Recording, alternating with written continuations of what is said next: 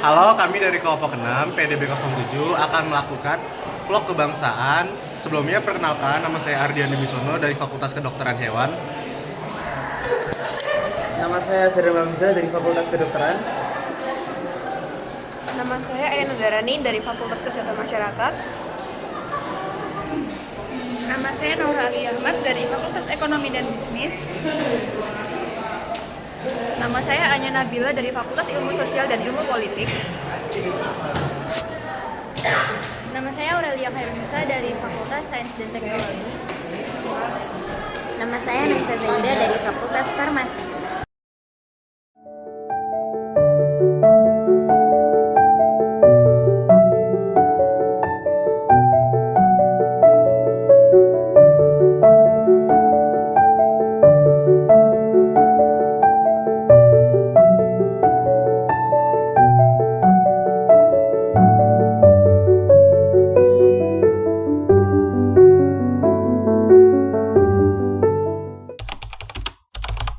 Di sini saya Sri Hamzah sebagai moderator, dan di sini ada saudara saya atau teman saya Apin sebagai narasumber.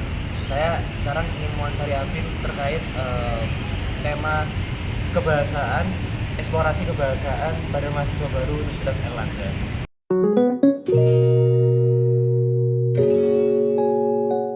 Oke, kalau dari saya sendiri, peran mahasiswa tentunya sangat penting.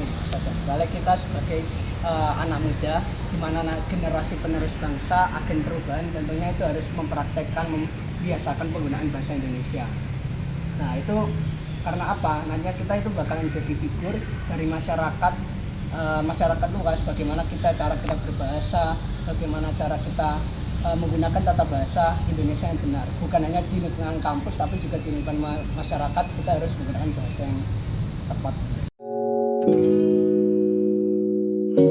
Tentunya kita untuk keseharian atau apa-apa, kita berusaha untuk menggunakan bahasa Indonesia yang sesuai, yang benar, sesuai kaidah.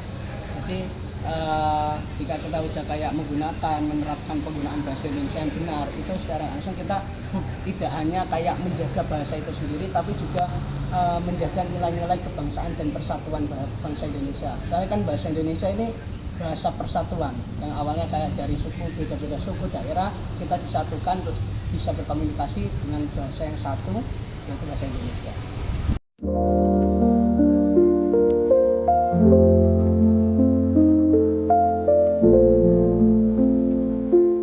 Oke, kalau kita berbicara mengenai bahasa Indonesia yang benar, kita harus bisa membedakan yang namanya situasi dan kondisi. Ya, kita harus bisa membedakan, oh saya sedang di situasi apa. Misalkan saya mau meminta presentasi dosen saya, berarti saya harus menggunakan bahasa Indonesia yang baik dan benar. Misalkan ketika saya presentasi, saya harus menggunakan bahasa Indonesia yang baik dan benar. Misalkan tidak menggunakan kata-kata next, next, nah itu berarti udah nggak benar ya. Lalu kalau kita sedang ngobrol sama teman, chat dengan teman, atau ngobrol dengan pacar, nah itu mungkin boleh menggunakan bahasa-bahasa yang kekinian gitu, diperbolehkan.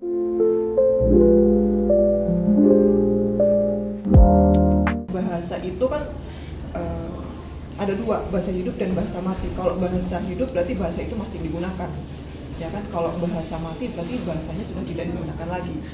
Misalkan bahasa Romawi itu kan sudah tidak digunakan lagi gitu ya. Tapi kalau bahasa Indonesia, ya kita sebisa mungkin menggunakan bahasa Indonesia pada saat presentasi, pada saat kita mengikuti lomba debat, pada saat kita mungkin ikut Cak Daning, mungkin seperti itu. Mungkin kita mengikuti lomba PKM yang saat ini barusan digelar di Universitas Airlangga. Nah itu kita harus menggunakan bahasa tersebut. Bahasa gaul memperkaya. Alasannya karena gini, kalau kita mengetahui itu ada yang namanya karya ilmiah populer dan non populer. Non populer kalau kita menuliskan skripsi, tesis, artikel jurnal, laporan laboratorium, nah itu kita menggunakan bahasa-bahasa Indonesia yang formal itu. Tapi kalau kita menuliskan karangan ilmiah yang populer, kita menulis esai, kita menggunakan bahasa-bahasa gaul, itu boleh. Skena itu boleh, strawberry generation itu boleh, meme itu boleh, atau apa bahasa-bahasanya K-pop itu boleh kalau digunakan untuk kalangan ilmiah populer. Menuliskan esai itu sangat-sangat boleh.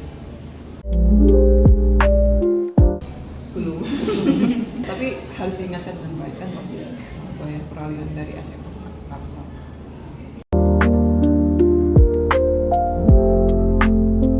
Efektif atau tidak efektif kembali lagi ya, pemerintah itu kan sudah melakukan upaya-upaya agar bahasa Indonesia tetap digunakan gitu, dalam berkomunikasi sehari-hari.